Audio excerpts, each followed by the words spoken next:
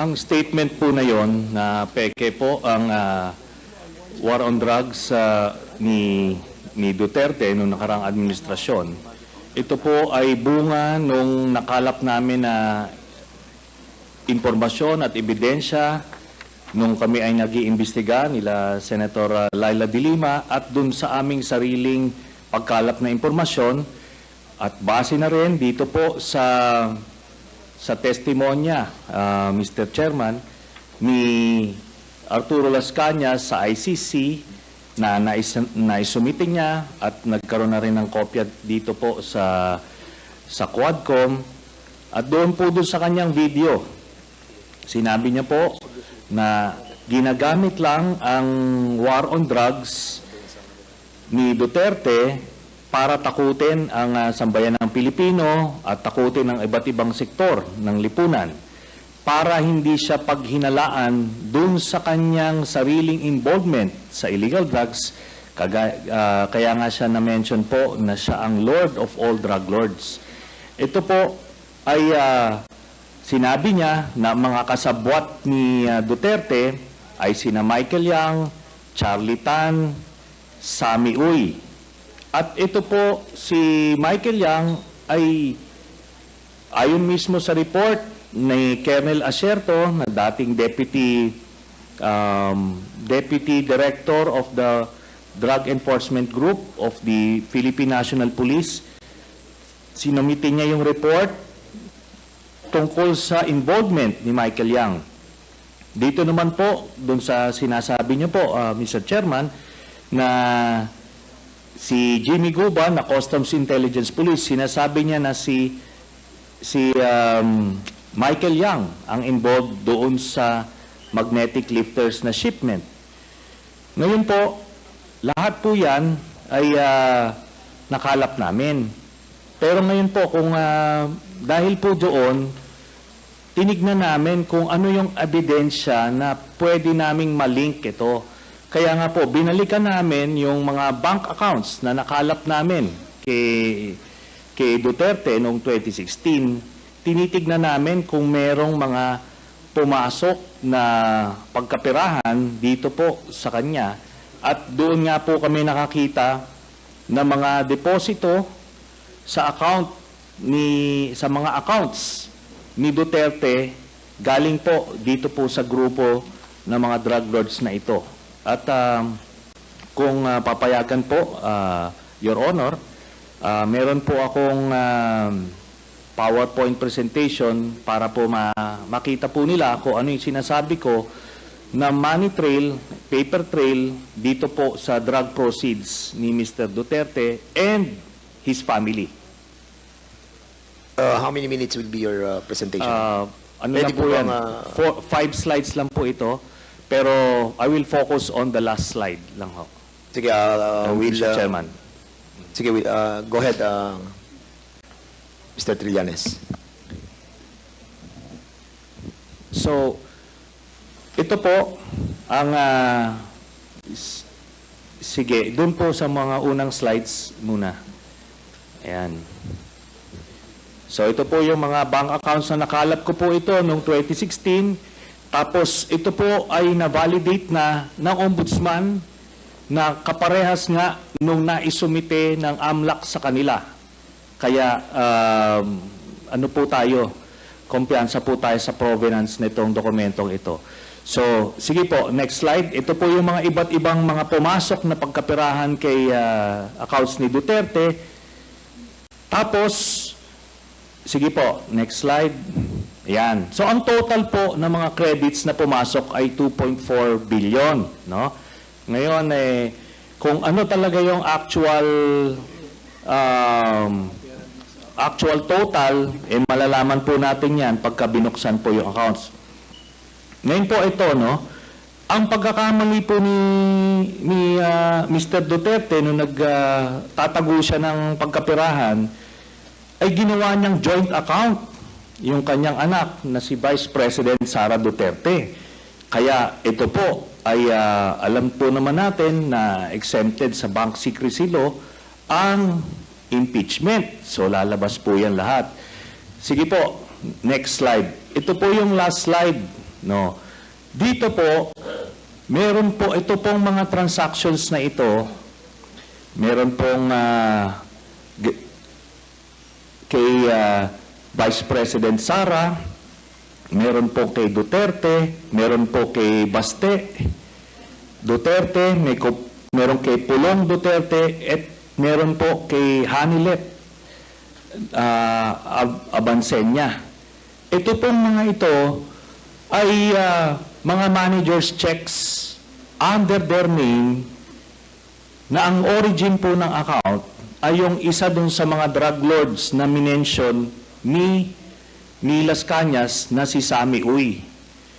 Ito po, ano ito? Siguro ng mga panahon na yan, 2011 to 2013, medyo kumpiyansa sila sa kanilang mga gawain, kaya may physical na checks, no? Pero after that, ang mga deposito diretso na sa account, so wala nang paper trail. Pero makikita natin dito yung pattern po, Mr. Chairman. Nagdidibidendo yung drug lord doon sa pamilya nila Duterte tuwing October at April, no? Kaya sunod-sunod po yan. And by the way, makikita po natin si Vice President Sara, meron po siyang 2 checking in-encash dyan under her name, manager's checks. Tapos ito po ay while she was mayor, no? Kaya yan ay direct bribery, no? Tapos proceeds of the illegal drug trade. Ito po ang naging pruweba natin. Kaya nung cross match po namin yung dokumento na kuha namin at dito sa mga personalidad na minention po ni Arturo Las Cañas, na-confirm namin yung kanyang istorya. Nakita niyo po dyan, si Duterte, pareha sila ng amount na in-encash, no? Tapos, itong mga anak, sila Baste Duterte, ayan po, tagte 10 million every 6 months. Kay Pulong Duterte, meron din. Ngayon po, lahat ito ay hawak yan ng mga bangko mismo.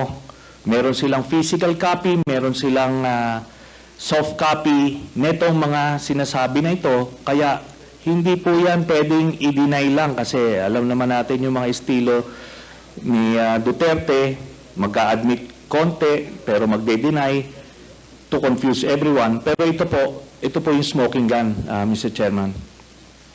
So, yan po, we concluded na peke talaga ito. Ginagawa niya yung war on drugs para proteksyonan niya yung sindikato niya na sina Michael Yang, Sammy Uy, at Charlie Tan. So, kaya po, nung sa Davao pa lang, pinapatay po nila yung kompetensya.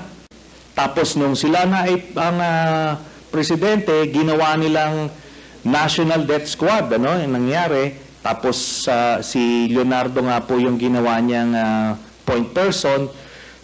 Tapos yung drug list na sinasabi ni Duterte, merong legitimate mga personalities doon, galing doon sa mga iba't ibang ahensya.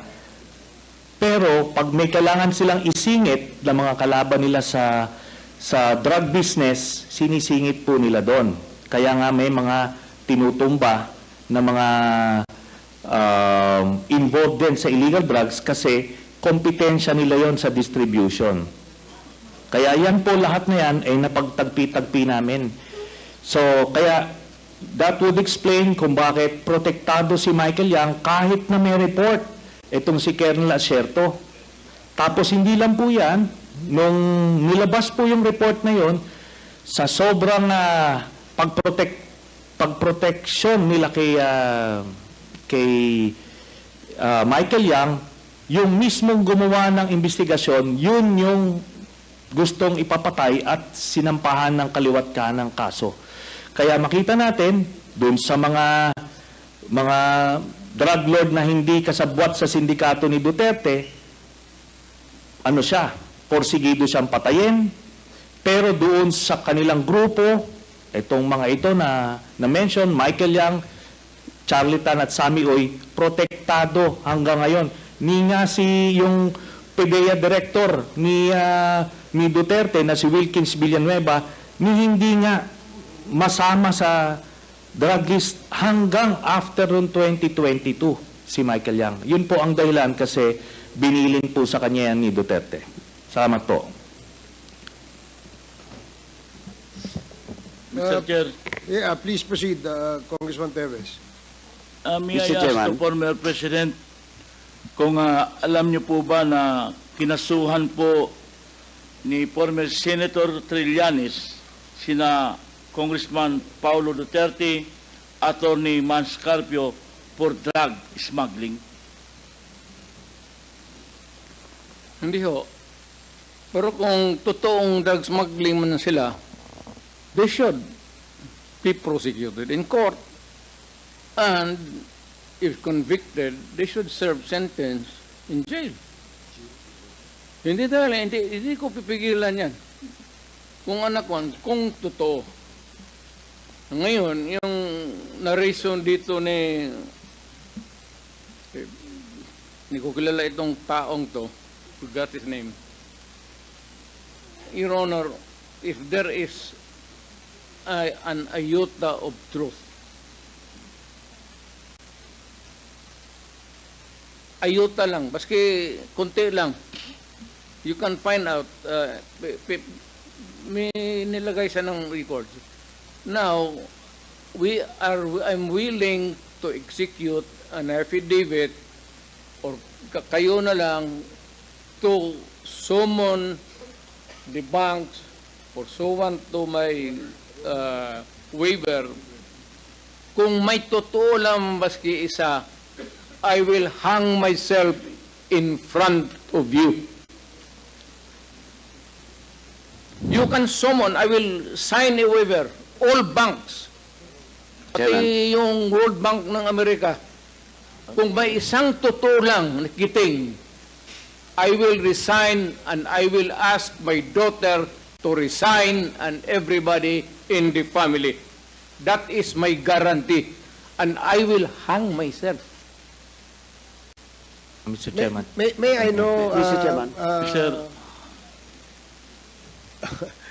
Dali sige, sorry. Congressman Paduano, sige. You and then Congressman Teves and then I will allow you, Senator Trillanes, after the two members have spoken. Yes, Congressman Paduano. Thank you, Chairman, with the indulgence of Congressman Teves. Ganito lang po, because Senator Trillanes presented yung mga bank accounts. May I ask this good former Senator, how did you acquire these documents, bank documents? Nung campaign po noong 2016, meron pong nag-abot sa aming opisina na ang pangalan po niya ay Joseph De Mesa, in-identify niya.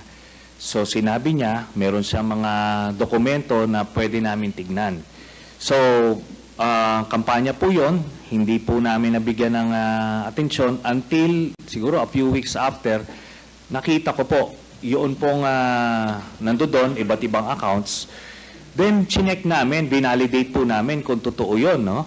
So, may mga nagdeposito po na doon sa iba't ibang accounts ni Duterte. Tapos, totoo nga, legitimate po. Then, nung kampanya, nilabas ko po ito at inamin mismo ni Duterte na totoo daw kasi una, dinideny po nung kanyang spokesman, but eventually, nung na-corner na siya, inamin niya, no? Tapos, hinamon din niya po kami na magbibigay din siya ng waiver. It's the very same dare na sinasabi niya ngayon, o bluff na sinasabi niya. At ano po, ako po ay nagpakita dun sa BPI branch na yon sa Julia Vargas, pero siya po hindi sumipot. Ang sumipot sa kanya, itong si Panelo. Ngayon si Panelo, wala pong dalang waiver. Ang nilabas niya, special power of attorney na may specific conditions. Ngayon po, natapos na lahat yung kampanya, presidente na siya, ni ay ni oy, wala na po nangyari doon. Kaya ito po, inadmit niya na yung mga dokumento na yan. Inadmit niya na yan, no? And let me just comment a bit, Mr. Chairman. Kasi yung sinasabi niya, in relation dun sa case na final ko kay Pulong tsaka kay Manscarpio, sabi niya, edi i-file daw sa korte at harapin nila. Pero yung mga libo-libong mga pinagpapatay never got that privilege of the due process. Pagka wala ka sa grupo niya, hindi ka sa sindikato niya, protektado ka. Kailangan mag-file sa korte. Pero pagkakaribal ka at ordinaryong Pilipino ka, tutumba ka. Yun lang po, Mr. Chairman. Man, can I have my follow-up question? You have the floor, Congressman Na- Paduano.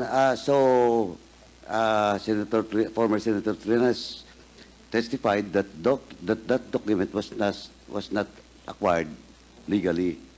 It was just given to him. And with that, Mr. Chairman, though he might appreciate that bank records, but for me, Mr. Chairman, I am not a lawyer. But with regards to how authentic is the bank documents being presented to us by former Senator Trillanes, we must ask the AMLA, Mr. Chairman. So, with that, Mr. Chairman, unless Senator Trillanes can present to us another document that bank records came from an authentic, competent agency of government, Mr. Chairman. In this case, it's the AMLA. Now, Mr. Chairman, so with that, Mr. Chairman, Chair, this is a very serious accusation. So, Mr. Chair, am I... Mr. Chair, Congressman point of order. Paduano has the floor, but with the Yes. indulgence of No, I think the chairman has ruled a while ago the sequence of those people present in this hall to answer. okay. I think we must follow that, Mr. Chair. Thank you for reminding the chair, Congressman Acop. Now, Congressman Paduano, please proceed if that is your last. I am sorry, I thought that you were tapos na.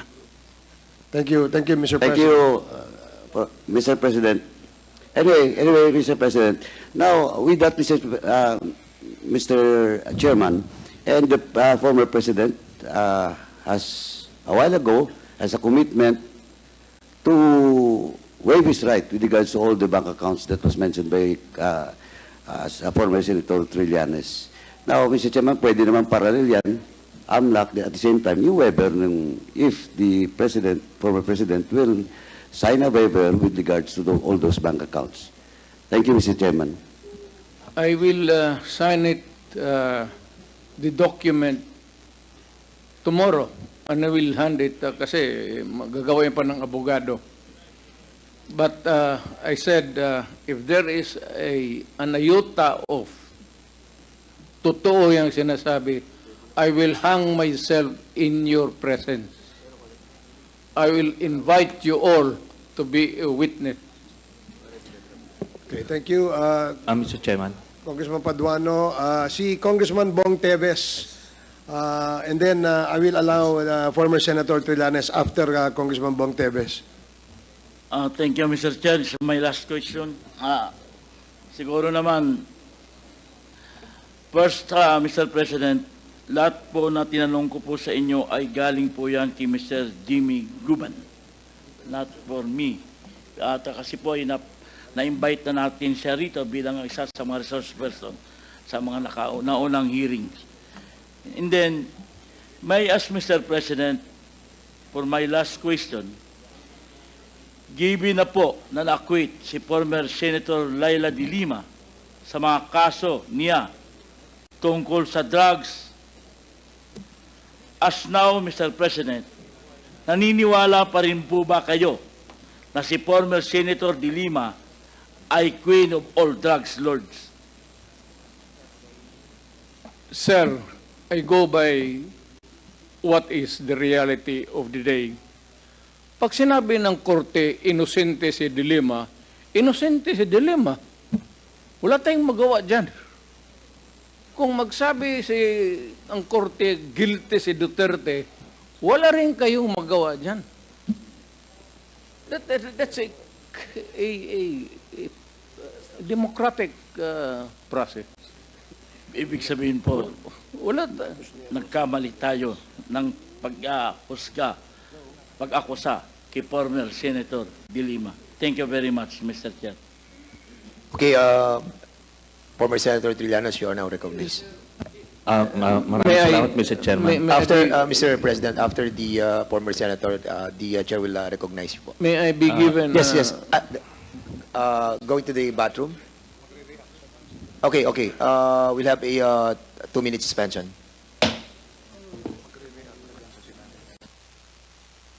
I'm sorry. Hearing resumed. Mr. President, you will be reacting to the Yes, sir. query. Sabi, De Lima na acquit? Yes, ang tanong natin kanina is, na-acquit po si si Senator De Lima at sinasabi po ni former President na kung ano ang hatol ng batas ay 10 ang masusunod. Ibig sabihin, nagkamali po ba ang ating dating Pangulo sa pag-akusa kay former Senator De Lima na siya ay isa sa mga queen ng drug lords? Sir, saan mo narinig yan? Bigyan mo ako ng kopya. Saan mo narinig yan? A recording or a newspaper. Pangalawa, sir, nakalimutan ko na tuloy ang iksuhin.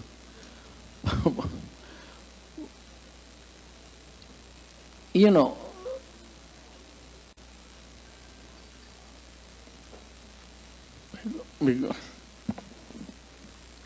Do you need, Mr. President, a moment to... I'm just collecting my mind, sir. Okay, go ahead. Naipon na kasi. We'll give you time, Mr. President. For the meantime, the chair would like to recognize... May I Yes, ask sir. for a recess of just 1 minute? Yes, we'll give you a 2-minute suspension. The hearing is suspended.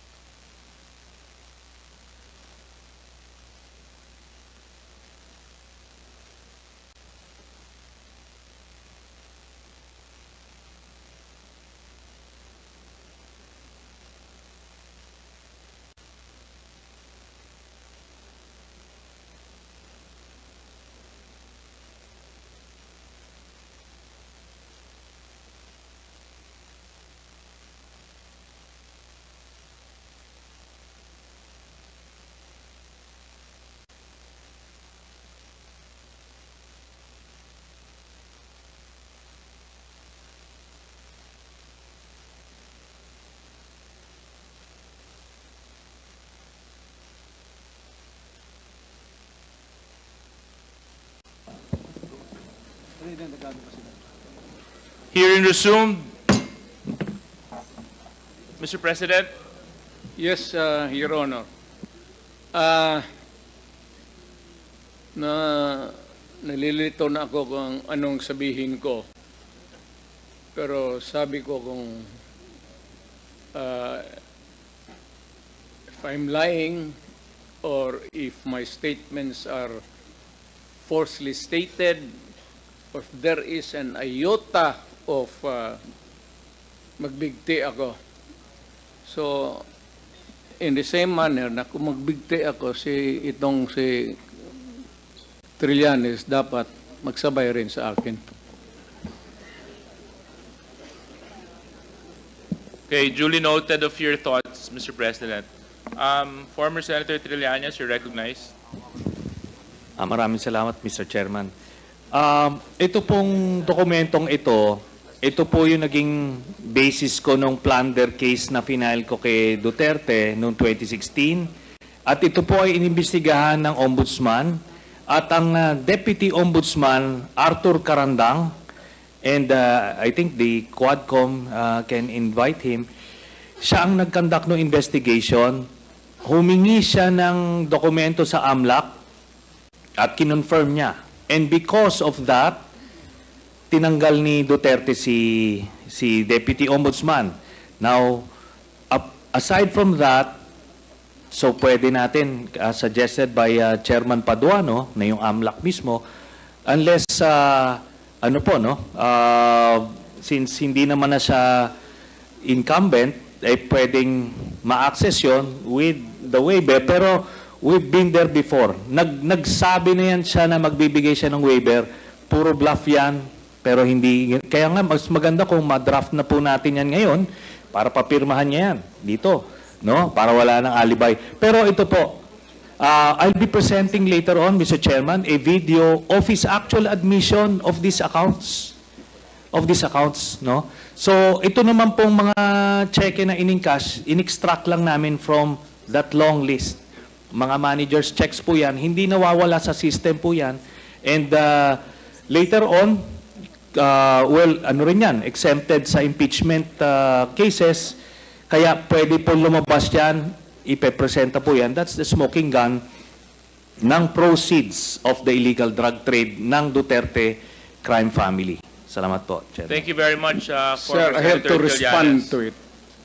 This Former guy President, is with all due respect, I'll have to follow the rules.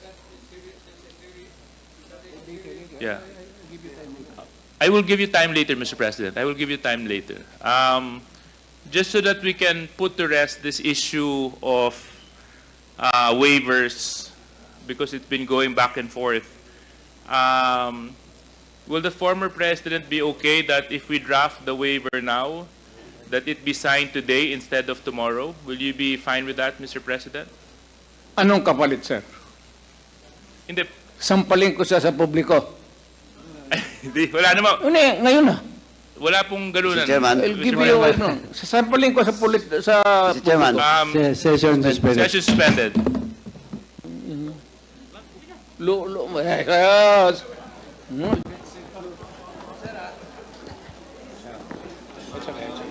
Sabi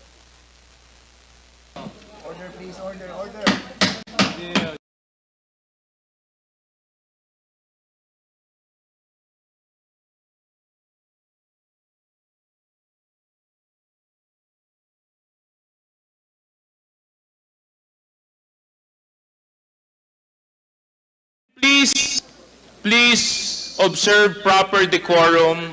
We are in a committee hearing. We have already stressed from the very beginning that the proper rules, decorum, will be implemented regardless of who you are. Regardless of who you are. We live by a set of rules in this committee, and those set of rules will be followed, and those set of rules will be implemented. If I may. Wait, session, it's still suspended. It's still suspended.